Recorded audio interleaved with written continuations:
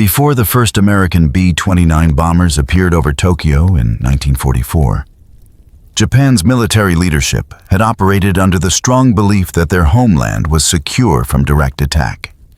This belief was rooted in a combination of geographic isolation, technological limitations of the enemy, and the early successes of Japanese expansion in Asia and the Pacific.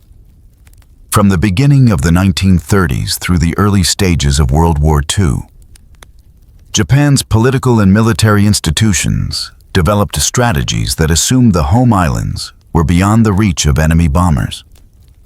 The foundations of this confidence can be traced back to Japan's imperial expansion following the Meiji Restoration. After modernizing its navy and army, Japan had defeated China in 1895 and Russia in 1905. These victories established Japan as a formidable military power in Asia. More importantly, the Russo-Japanese War demonstrated the effectiveness of Japan's maritime defenses. The Japanese archipelago's location, surrounded by vast stretches of the Pacific Ocean, had long been viewed as a natural barrier.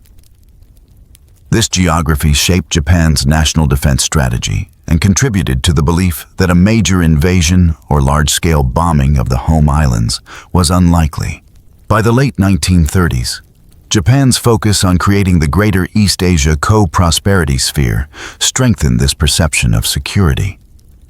The Imperial Japanese Army and Navy concentrated their resources on expanding outward, particularly into China and Southeast Asia, assuming that any war with Western powers would be fought far from Japanese territory. In 1941, when Japan attacked Pearl Harbor and rapidly seized territories across the Pacific, this belief appeared justified. The Japanese military's early victories over the United States, Britain, and the Netherlands reinforced the illusion that Japan's homeland was not only secure, but untouchable.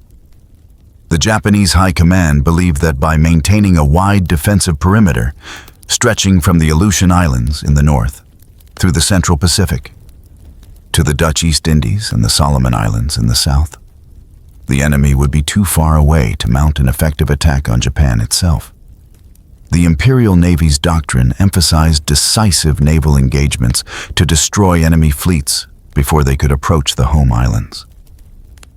The concept of decisive battle, a key part of Japanese naval planning since the early 20th century, aimed to keep the war's front lines distant.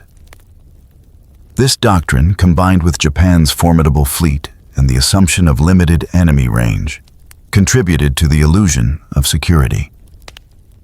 At the start of the Pacific War, American bombers lacked the range to reach Japan from any Allied-held territory. The closest Allied bases were thousands of miles away, and existing aircraft, such as the B-17 Flying Fortress or B-24 Liberator, did not have the operational range necessary to strike the Japanese home islands and return.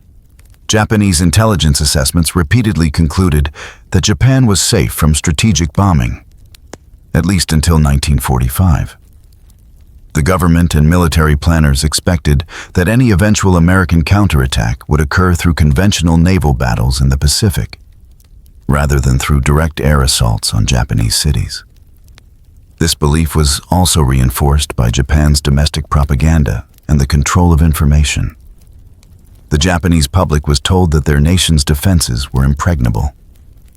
School textbooks and government publications emphasized the strength of the Imperial Navy and the natural protection provided by Japan's geography.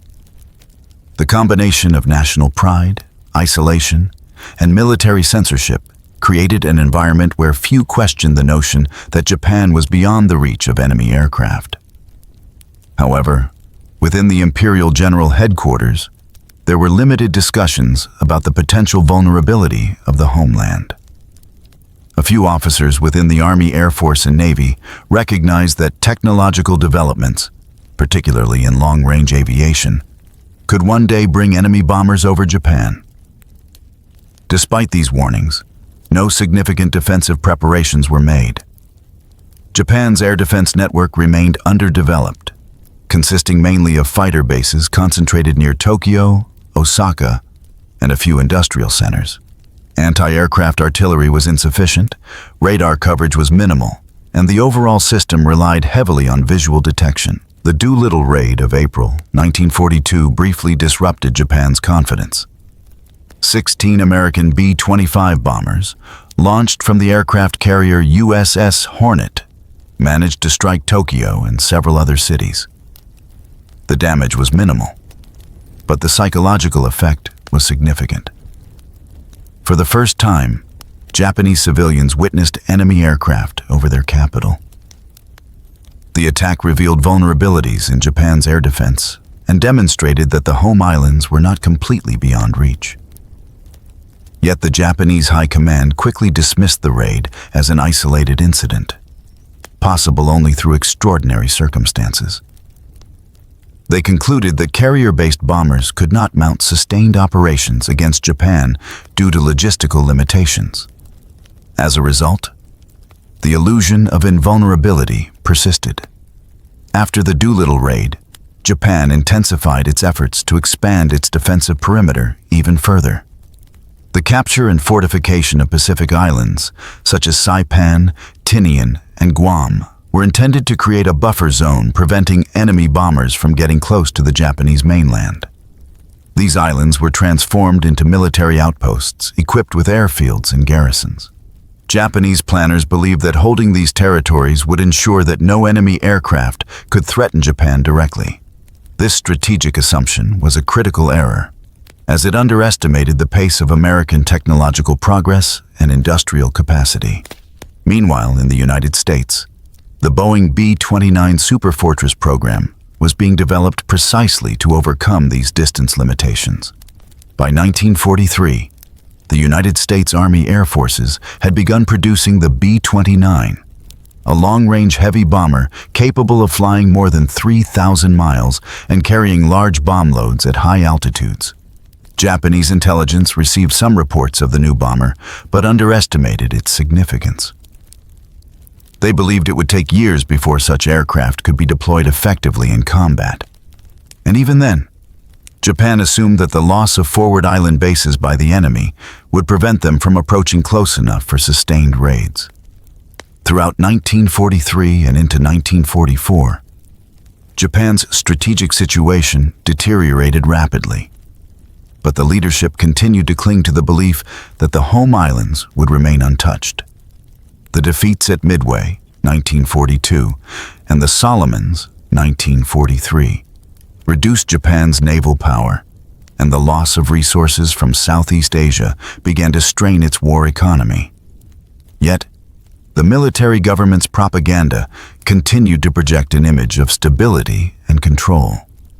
Even as American forces advanced across the Central Pacific, capturing the Gilbert and Marshall Islands, Japanese officials publicly insisted that Japan's mainland was secure and the enemy could not strike directly at their homeland. By mid-1944, the American capture of the Mariana Islands, including Saipan, Tinian, and Guam, fundamentally altered this equation. From these islands, the B-29 bombers could now reach the Japanese home islands with relative ease.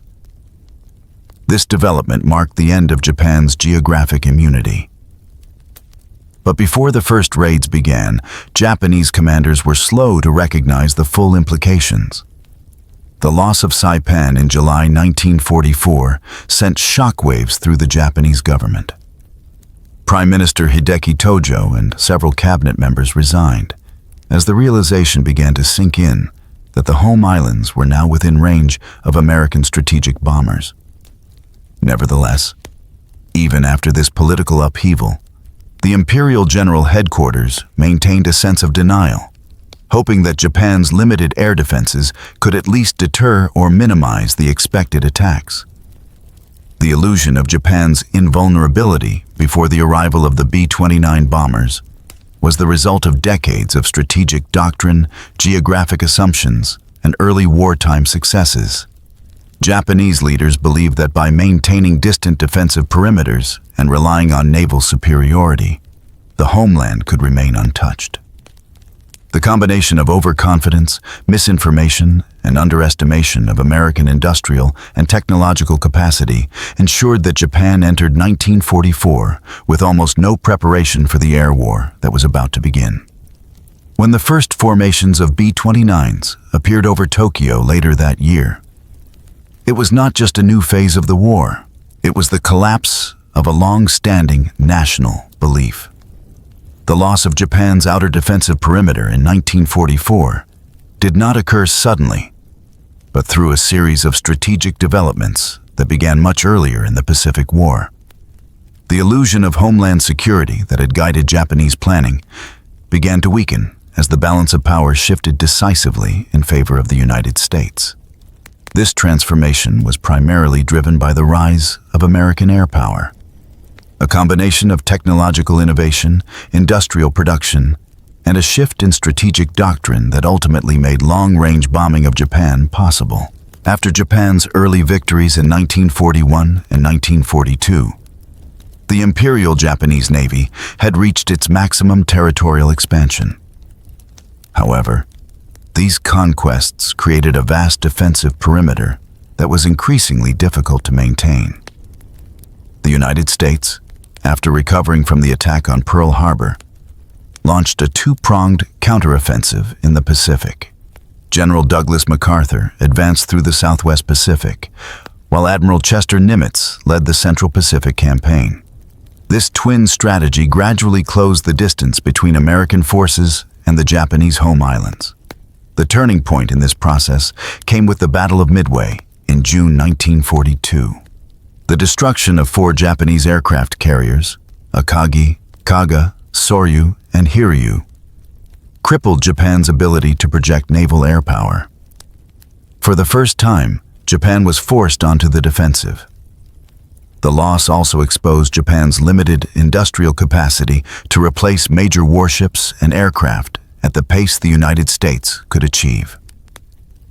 From that moment, the United States began to leverage its massive production capabilities to build not only more ships and planes, but also more advanced ones.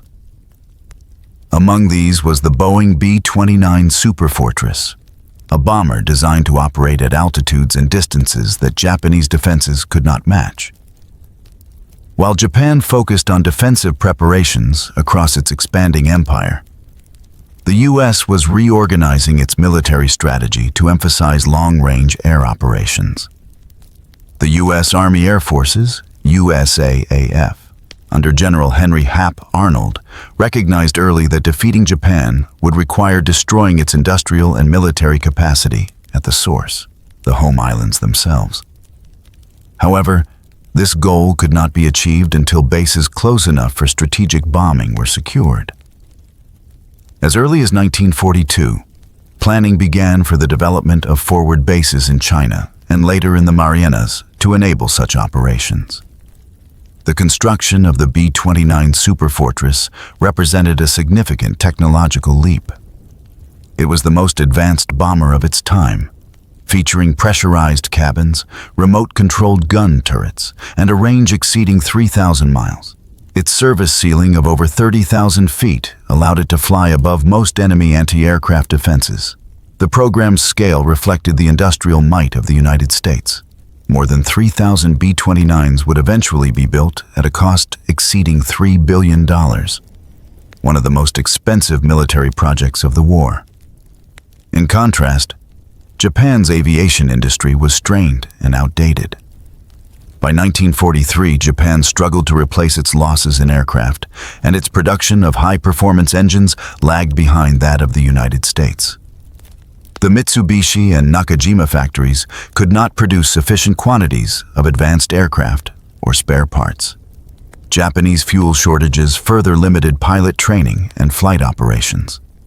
The imbalance between American production and Japanese resources became increasingly evident as the war progressed.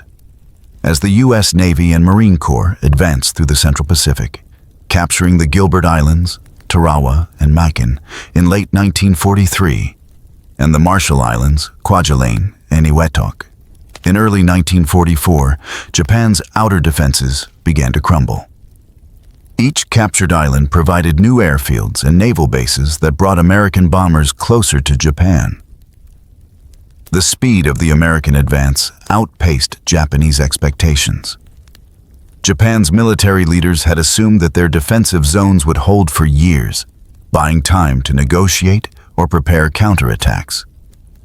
Instead, within 18 months, the Americans had reached the Marianas, a point from which the B-29 could directly target the Japanese homeland.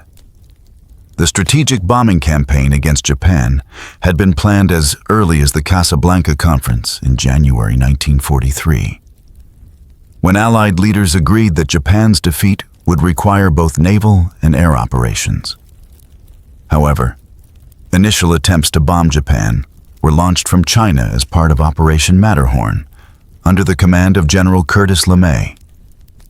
The plan involved flying B-29s from bases in India over the Himalayas, a route known as the Hump, to refuel in China and then attack Japan. These missions began in June 1944, with the first strike targeting the Yawata Steelworks on Kyushu. Although the results were limited, the operation demonstrated that American bombers could reach Japan, even if only marginally effective from Chinese bases.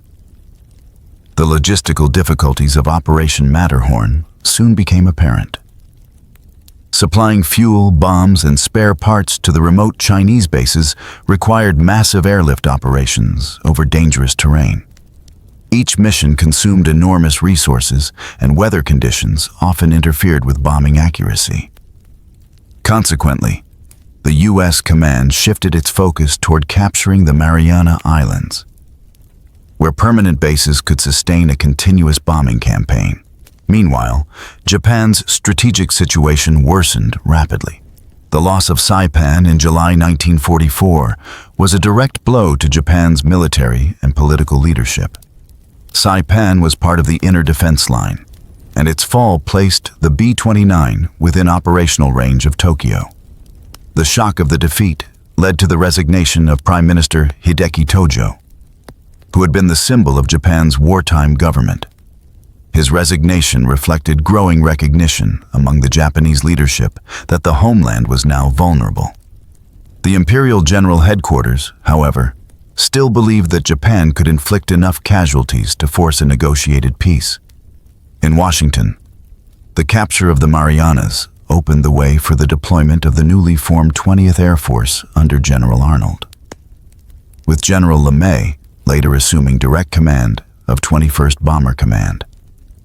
The American plan was to conduct systematic bombing of Japan's industrial centers to cripple its war production and morale. Construction of large airfields on Saipan, Tinian, and Guam began immediately after their capture. These bases became operational by November 1944.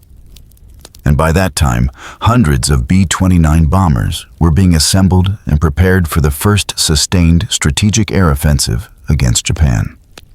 Japan's response to these developments revealed its lack of preparation. The Imperial Japanese Army and Navy had spent years focusing on offensive operations and neglected homeland air defense. Japan's radar network was sparse and unreliable, and its fighter aircraft, such as the Nakajima Ki-43 Oscar and Mitsubishi 6M0, were designed for agility and short-range combat, not for intercepting high-altitude bombers. The anti-aircraft artillery available in major cities was insufficient and often outdated. Moreover, Japan's pilot training programs had been drastically shortened due to the high attrition rate in earlier battles, leaving many inexperienced airmen to defend the skies. The strategic balance had thus shifted decisively. By late 1944, the United States controlled the seas, dominated the skies, and possessed bases close enough to strike Japan's core industrial regions. Japan, isolated and running low on critical materials such as oil and aluminum, could no longer replace its losses or sustain prolonged defense. The once formidable Imperial Navy had been effectively neutralized after the Battle of the Philippine Sea in June 1944. where Japan lost more than 400 aircraft and 3 carriers in what became known as the Great Marianas Turkey Shoot. This battle marked the end of Japan's ability to conduct major carrier operations, leaving its homeland exposed to air attack without naval cover. From the American perspective, the rise of strategic bombing represented a new phase of warfare. The U.S. military believed that air power could achieve victory by destroying an enemy's industrial base, thereby eliminating its capacity to fight. This doctrine had been applied in Europe with the bombing of Germany and was now to be tested against Japan. The High Command in Washington viewed the B-29 campaign as a way to force Japan's surrender without a costly invasion. The initial targets were chosen for their industrial significance: aircraft factories, steel plants, and urban centers essential to war production. For Japan, the shift from offensive expansion to homeland defense marked a drastic change in wartime psychology. Until 1944, most Japanese citizens had experienced the war only through propaganda and rationing. Now, with the American air bases established in the Marianas, the Japanese leadership knew that large-scale bombings of the home islands were imminent. Efforts were made to strengthen air defenses and to disperse industries to rural areas. But these measures came too late. The Japanese command structure was divided on how to respond. The Army emphasized preparing for invasion defense, while the Navy advocated protecting industrial centers. Coordination between the two remained poor, reflecting deeper institutional rivalries that had characterized Japan's war effort from the beginning. By November 1944, the first B-29 raids from the Marianas began.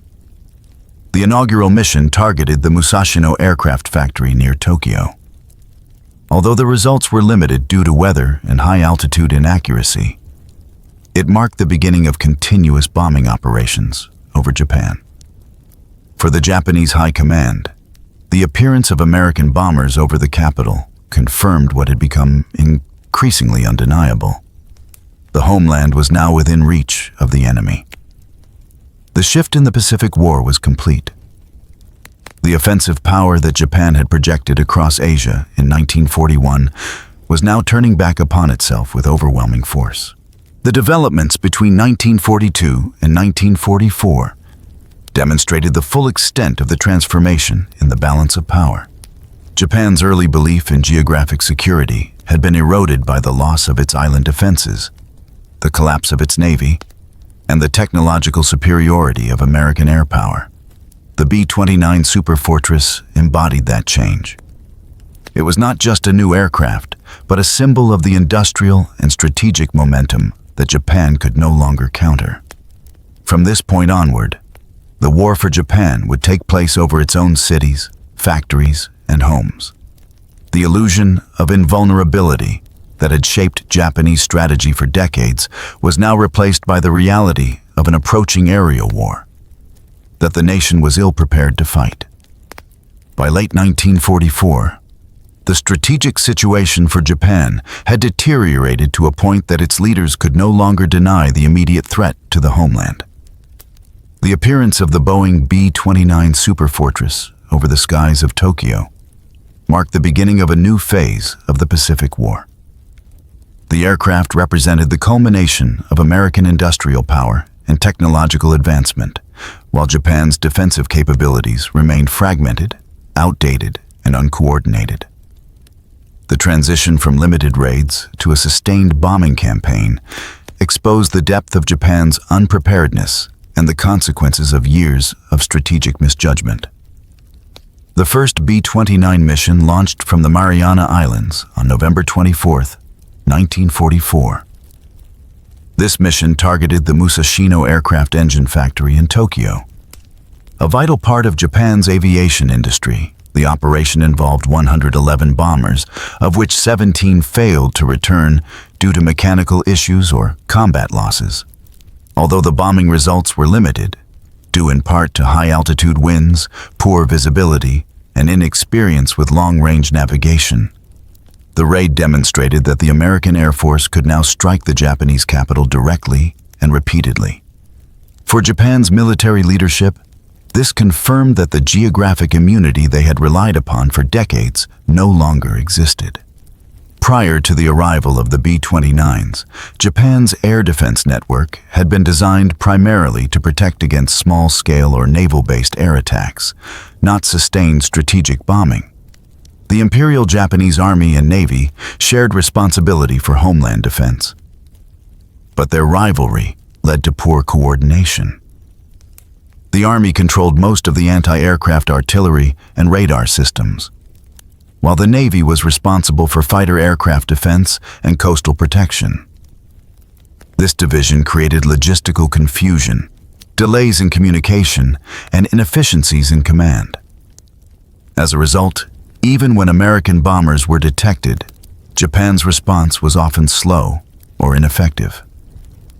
Japan's radar coverage was particularly inadequate. Early warning systems were limited to a small number of fixed stations using outdated technology. Many of these systems were located along the coast, but could not effectively track aircraft flying at high altitudes. The B-29, capable of cruising above 30,000 feet, often passed beyond the detection range of Japanese radar. In many cases, bombers were not spotted until they were already approaching their targets. Even when detected, the reporting process involved multiple layers of communication, causing delays that reduced the effectiveness of fighter interception. The Japanese fighter force itself was poorly suited to engage the B-29. The most common interceptors, including the Nakajima Ki-43 Oscar, the Kawasaki Kai-61 Hien, and the Mitsubishi A-6M0, had been designed earlier in the war for agility and range, rather than high-altitude performance. Their engines lacked turbo superchargers, making it difficult to reach the operational altitude of the B-29s. Pilots attempting to intercept often struggled to climb fast enough. And when they reached the bombers, they found their weapons largely ineffective against the heavily armored aircraft. The B-29's defensive armament, consisting of multiple remote-controlled .50 caliber machine guns, provided a powerful deterrent, inflicting significant losses on Japanese fighters. Anti-aircraft defenses around Japanese cities were also insufficient. The Imperial Army operated several types of anti-aircraft guns, including the Type 88, 75mm, and Type 98, 100mm. But their numbers were limited and ammunition production was inconsistent. Japan's chronic shortage of raw materials, particularly metals and explosives, restricted the manufacture of new weapons. Additionally, the organization of anti-aircraft units was uneven, with the majority concentrated around Tokyo, Nagoya, Osaka, and Yokohama. Many smaller industrial cities had minimal or no protection. Even in Tokyo, the density of anti-aircraft guns was far below what was considered adequate for a city of its size and strategic importance. The challenges were compounded by fuel shortages and the declining quality of Japan's aviation training. By late 1944, Japan's petroleum reserves were nearly exhausted due to the American submarine blockade and the loss of oil fields in the Dutch East Indies. This scarcity forced Japan to reduce flight training hours dramatically. New pilots often entered combat with minimal experience, and their ability to conduct night interceptions or coordinated attacks against bomber formations was limited. Maintenance of aircraft also suffered, with many grounded due to lack of spare parts or mechanical failure. As a result, even when air defense units received orders to intercept, many aircraft were unavailable for flight. The American B-29 campaign continued to intensify despite initial challenges. Early raids from the Marianas focused on precision bombing of military and industrial targets. However, results were inconsistent. High-altitude jet stream winds, a phenomenon not fully understood at the time, scattered bomb loads and reduced accuracy. Furthermore, Mechanical issues with the B-29's Wright R3350 engines caused frequent overheating and failures. Despite these problems, the United States maintained a steady tempo of operations, constantly refining tactics and improving aircraft reliability. In response, Japan attempted to adapt its defenses. The Army Air Force created specialized interceptor units equipped with newer models such as the Nakajima Ki-44 Tojo and the Kawasaki Ki-100. These aircraft performed somewhat better at higher altitudes, but their production numbers were too small to make a significant difference. Japan also introduced night fighter versions of existing aircraft and experimented with radar-guided interception. However, Japan's radar technology was far behind that of the Allies. Many systems lacked sufficient range or reliability, and coordination between radar stations and fighter command centers was inconsistent. To compensate for their inability to destroy the bombers in the air, the Japanese began developing suicide interception tactics, known as Taiatari. Some pilots were ordered to deliberately crash into B-29s when conventional attacks failed. These missions, while demonstrating extreme dedication, had limited impact on the overall campaign. A small number of bombers were destroyed this way, but the losses among Japanese pilots were unsustainable. The growing desperation reflected Japan's deteriorating ability to protect its skies. As the B-29 raids increased in frequency, the Japanese civilian population began to experience air raids on an unprecedented scale. Air raid drills, blackouts, and evacuation plans were introduced, but infrastructure and organization were inadequate. Japan's civil defense system relied heavily on volunteer groups and lacked modern firefighting equipment. The government ordered the dispersal of industries to rural areas to minimize losses from bombing. But these relocations disrupted production and created logistical difficulties. The overall efficiency of Japan's war industry declined sharply as a result. American commanders also learned from early setbacks. In January 1945, General Curtis LeMay took command of 21st Bomber Command and radically altered the bombing strategy. He shifted from high-altitude precision bombing to low-altitude nighttime incendiary attacks, which would soon devastate Japan's urban centers. This tactical change exposed the full weakness of Japan's defenses. But even before that shift, the effectiveness of the Japanese response to the B-29 threat had been minimal. The inability to intercept bombers or protect key industries revealed how unprepared Japan had been for modern aerial warfare. The root causes of this unpreparedness were structural and long-term. Japan's pre-war military doctrine prioritized offensive operations and decisive battles rather than homeland defense. The Army and Navy had developed separately, each pursuing its own objectives and technologies. The Army focused on continental campaigns in China, while the Navy concentrated on fleet engagements in the Pacific. As a result, the defense of the home islands received limited attention. Radar, air defense artillery, and aircraft production were underfunded and lacked central coordination. By the time the need for homeland defense became urgent in 1944, Japan no longer had the resources or time to correct these deficiencies. Intelligence failures also contributed to Japan's vulnerability. Although Japanese agents and analysts had reported the development of long-range American bombers, they underestimated their potential. The speed with which the United States established bases in the Marianas and began operations came as a surprise. Even after the first raids, Japanese commanders struggled to predict the scale of the American bombing effort. Many assumed that weather, distance, and logistics would limit the frequency of attacks. This miscalculation delayed a comprehensive response and allowed the Americans to establish dominance in the air unopposed. By the end of 1944, the pattern of American raids was becoming regular. Tokyo, Nagoya, and Osaka were targeted repeatedly. While Japanese propaganda minimized the damage in public reports, the military leadership privately recognized the seriousness of the situation. Reports to the Imperial General Headquarters indicated rising aircraft losses, declining industrial output, and growing public anxiety. The inability to stop the bombers undermined morale within both the armed forces and the civilian population. Japan's leaders began to understand that the war was no longer confined to distant battlefields.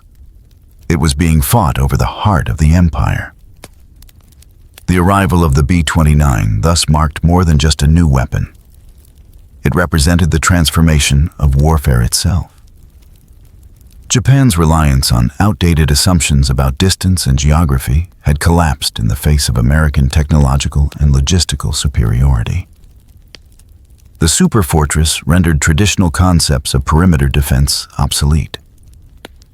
Despite attempts to adapt, Japan's response remained reactive and fragmented. The air defense forces lacked coordination, modern equipment, and sufficient fuel to operate effectively. Each successive raid further exposed the weakness of the nation's defenses. By early 1945, Japan was facing the reality that it could not protect its cities or its people. The country's air defense system, built on assumptions of invulnerability, had been overwhelmed within weeks of the B-29's arrival. The illusion that Japan's homeland was untouchable had finally been destroyed. The next phase of the war would no longer focus on military targets alone.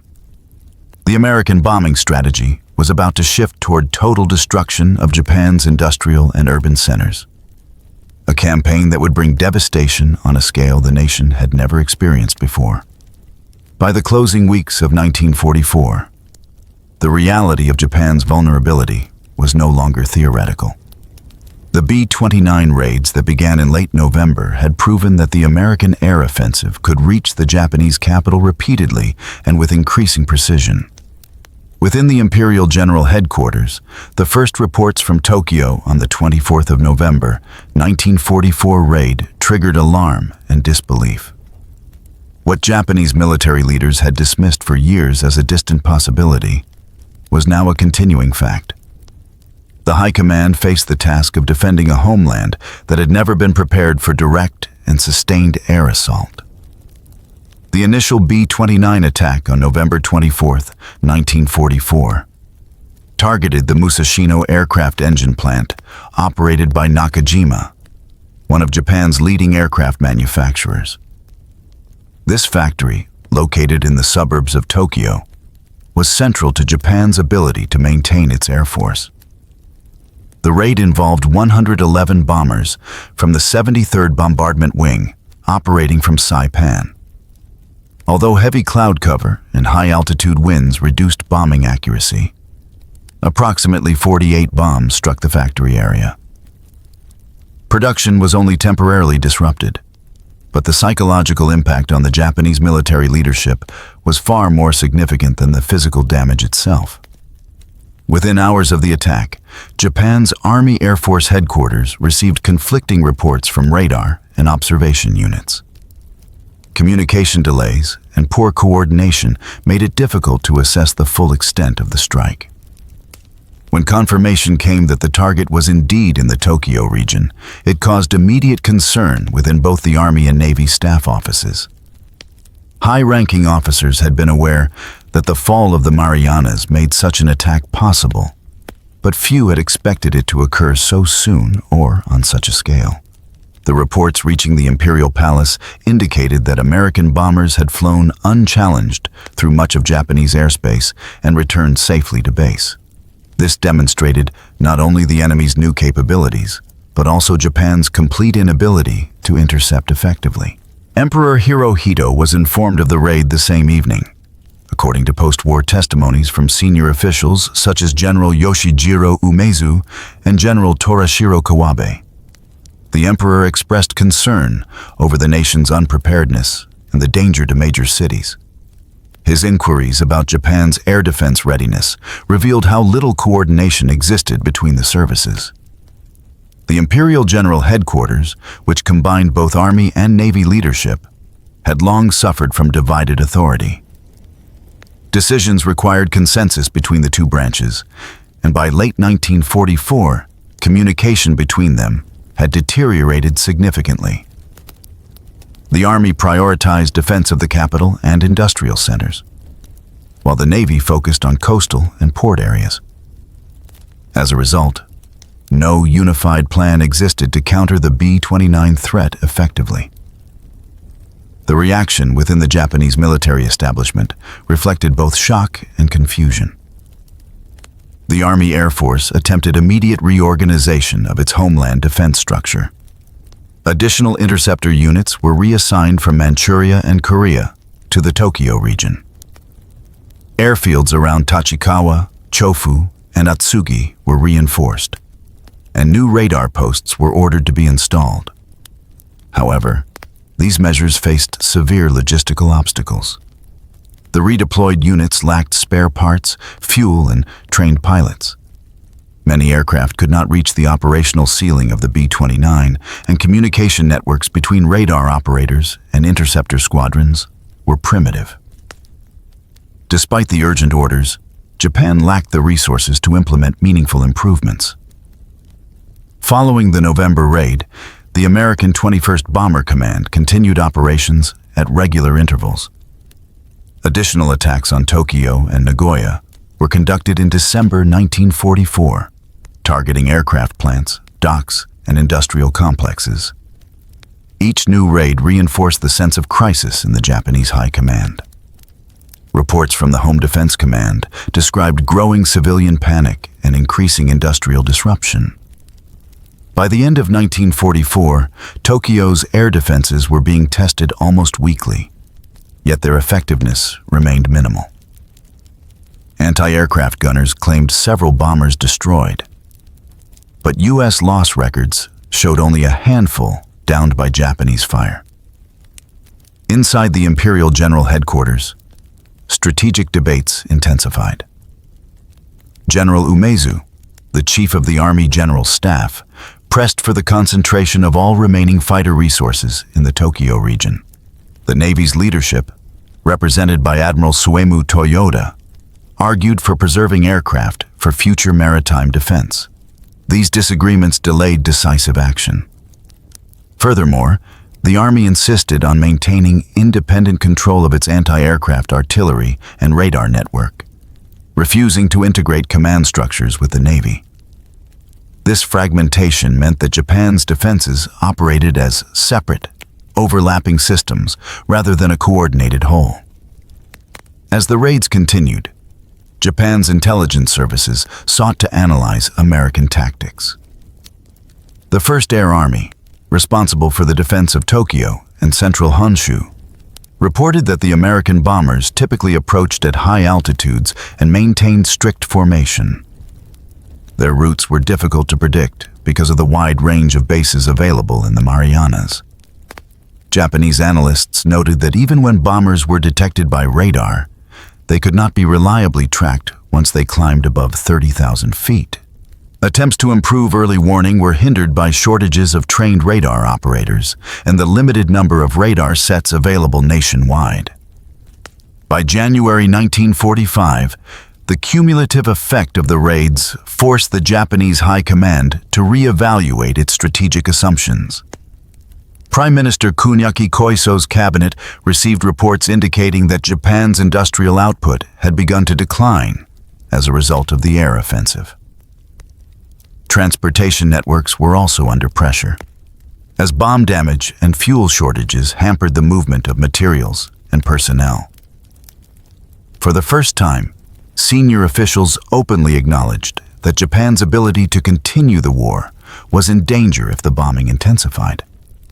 However, no realistic plan existed to counter the threat. Japan's military doctrine was still oriented toward ground combat and naval engagements, not sustained aerial defense of urban centers. In early 1945, the United States introduced further refinements to the B-29 operations. General Curtis LeMay, having assumed command of 21st Bomber Command, reviewed the results of the precision bombing strategy and concluded that high-altitude attacks were not producing sufficient results. He prepared to shift tactics toward low-altitude incendiary bombing. Although this shift had not yet been implemented during the first phase of raids, intelligence reports about American preparations alarmed the Japanese leadership. Interrogations of captured American airmen and intercepted communications confirmed that new types of incendiary bombs were being stockpiled in the Marianas. The Japanese High Command realized that the air war was likely to expand into full-scale attacks on urban populations. The growing pressure on Japan's leadership also had political implications. Within the Imperial General Headquarters, some officers proposed negotiating a settlement before further damage occurred.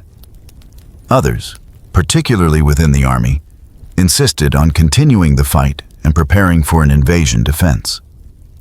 These divisions mirrored the broader fragmentation of Japan's wartime leadership. The Emperor's advisors, including Lord Keeper of the Privy Seal Koichi Kido, began keeping detailed records of the air raids and their impact, which would later form part of post-war testimonies on Japan's internal decision-making. The daily reports of bombings, casualties, and industrial losses revealed to the Emperor the increasing severity of the situation. On the ground, Japan's civil defense measures proved inadequate. Tokyo's air raid shelters were largely improvised, consisting of shallow trenches and small bunkers. Firefighting services were poorly equipped, and coordination between the police, military, and local authorities was limited. The government attempted to maintain public morale through censorship and propaganda, emphasizing the bravery of air defense units and downplaying the extent of the damage. However, eyewitness accounts from the period describe growing anxiety among civilians, particularly as American raids became more frequent. The psychological effect within the Japanese military was equally significant. Pilots and anti-aircraft crews, realizing their limited ability to stop the bombers, suffered from low morale. Reports from the Air Defense Headquarters indicated that some interceptor units failed to make contact with enemy formations due to communication failures or mechanical problems. Fuel rationing restricted the number of sorties that could be flown, and maintenance crews struggled to keep aircraft operational. The cumulative effect was a steady decline in the effectiveness of Japan's defensive capability, even as the scale of American operations continued to expand. By February 1945, the American air offensive had extended to include multiple industrial and urban targets across Honshu. Tokyo, Nagoya, Osaka, and Kobe were struck in succession. Each attack revealed more weaknesses in Japan's defense network. The High Command received reports showing that aircraft production had fallen sharply due to the destruction of facilities and supply shortages. In particular, the loss of output from the Musashino and Tachikawa plants threatened the Army's ability to replace its interceptor aircraft. Efforts to disperse factories to rural areas created logistical difficulties and failed to compensate for the losses caused by bombing. Inside the Imperial General Headquarters, discussions increasingly focused on the need for drastic measures.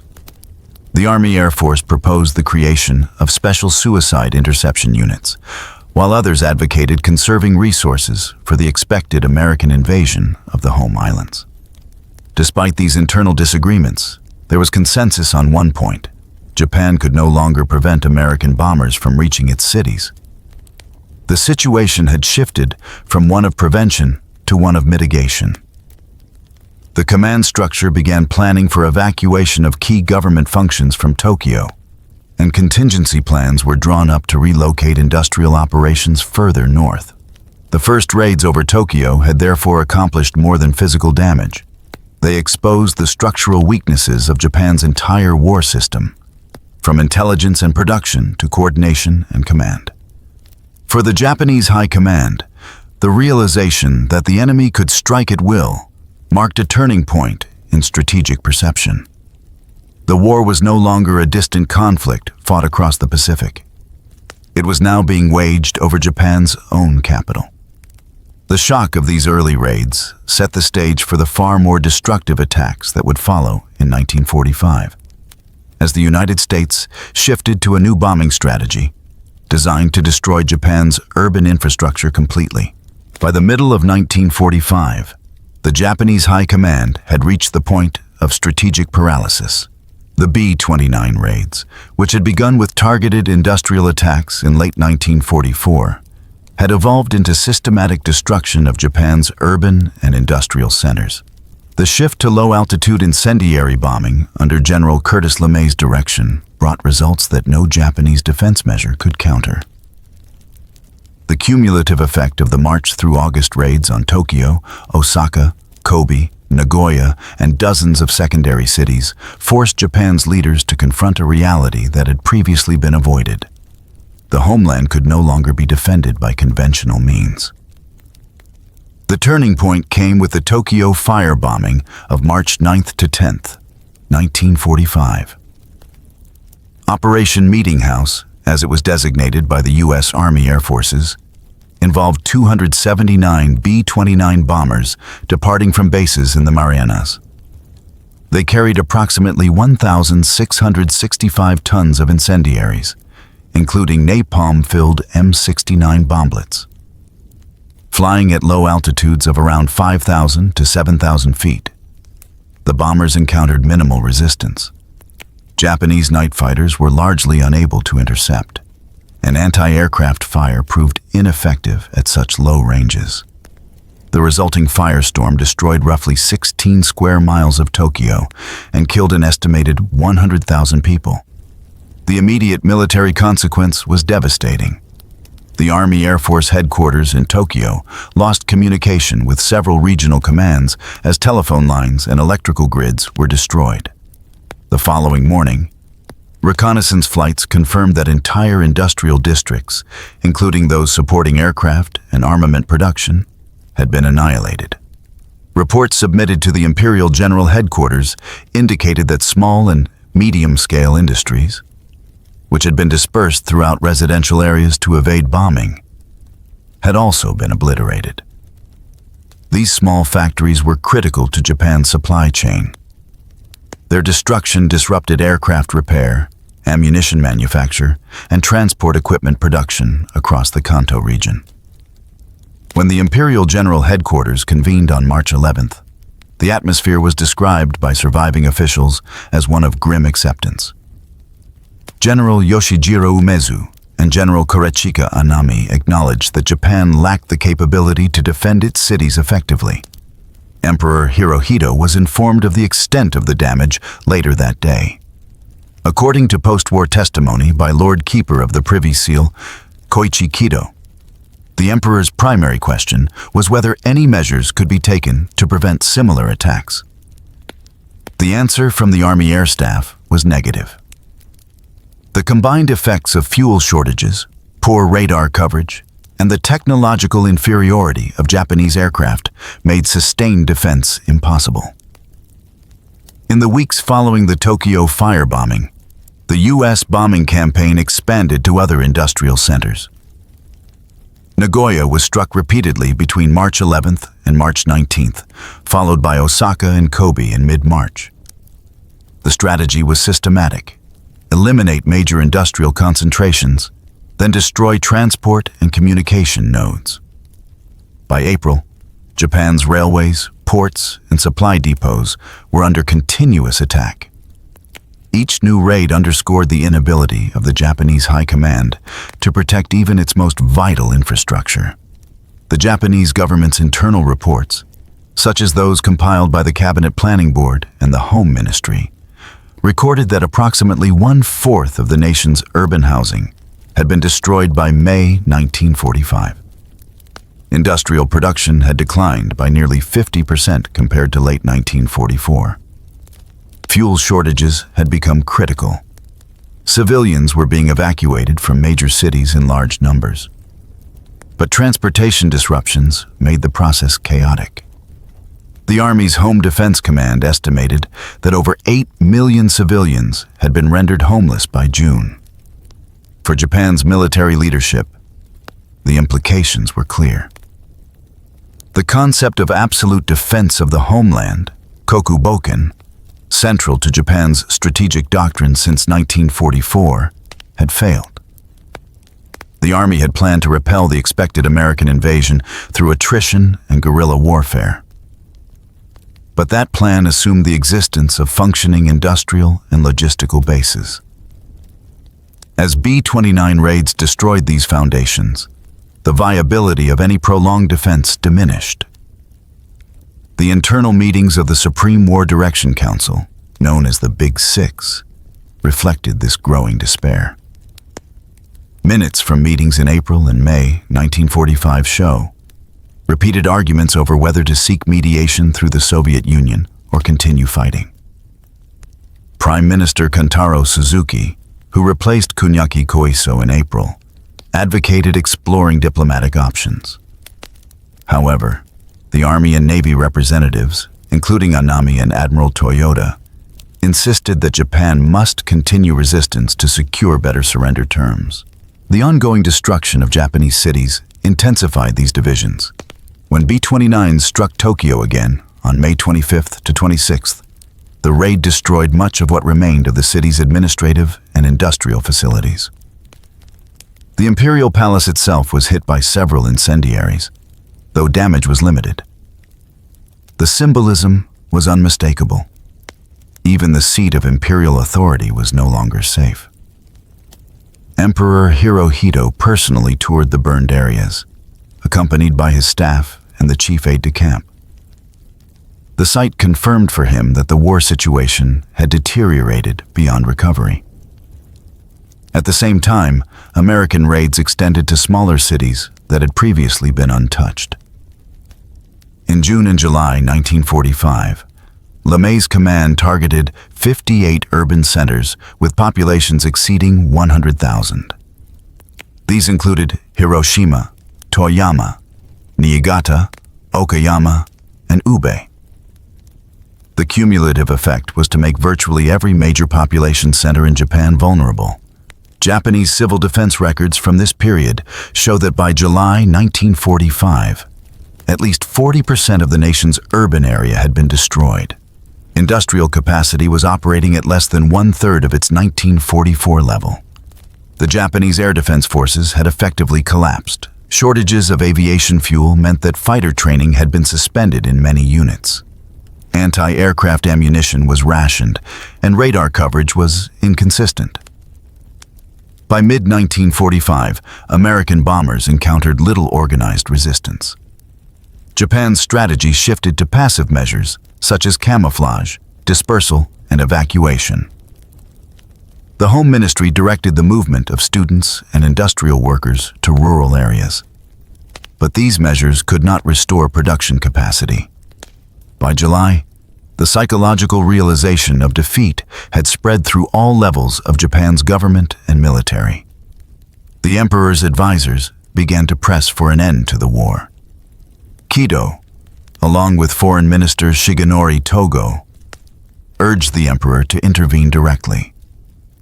The military, however, remained divided.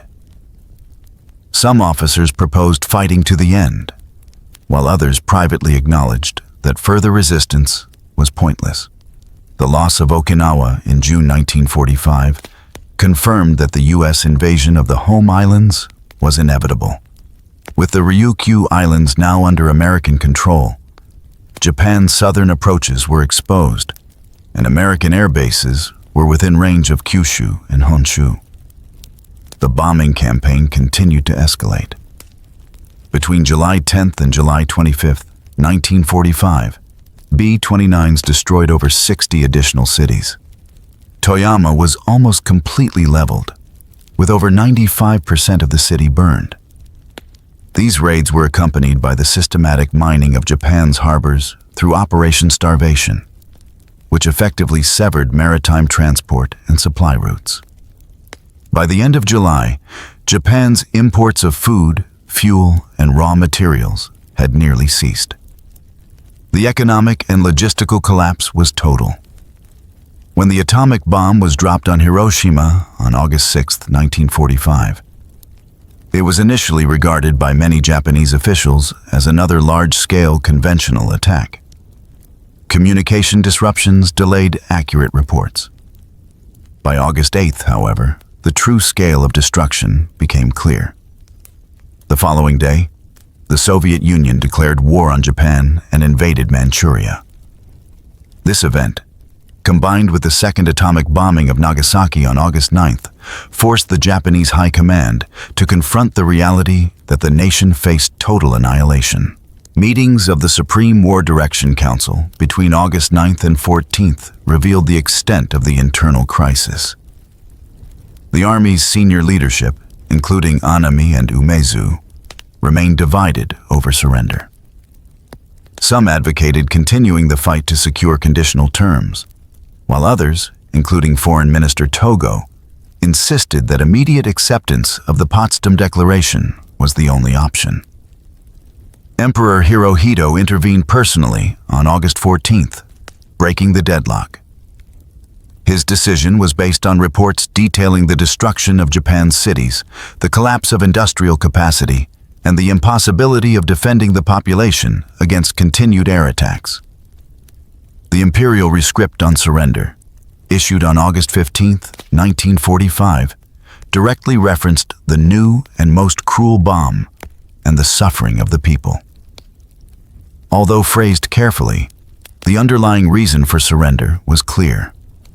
Japan had lost the ability to protect its own territory and population. The systematic destruction of urban Japan by B-29 bombers had rendered the nation defenseless long before the atomic bombs were dropped. Post-war analyses by the U.S. Strategic Bombing Survey confirmed this conclusion. By August 1945, Japan's capacity to wage war had been effectively destroyed by conventional bombing alone. Over 40% of all housing had been destroyed, 30% of the urban population displaced, and 25% of the nation's industrial machinery rendered inoperable. Transportation, communication, and energy systems were non-functional. Japan was, in every practical sense, already defeated. For Japanese military and political leaders, the realization that nowhere was safe came not from a single event, but from the cumulative evidence of months of destruction. By the summer of 1945, no city, no industry, and no administrative center could be guaranteed protection.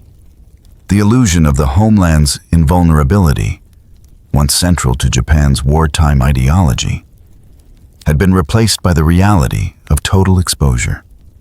The B-29 raids had not only destroyed Japan's infrastructure, but also dismantled the strategic and psychological foundations of its war effort. The surrender that followed was therefore not merely the product of atomic warfare or diplomatic pressure. It was the inevitable outcome of a campaign that had demonstrated, beyond question, that Japan's insular position no longer provided safety. The High Command's recognition of this fact marked the final stage of the war. The moment when Japan's leaders understood that their once untouchable homeland had become the front line of destruction, and that the war, for all practical purposes, was lost.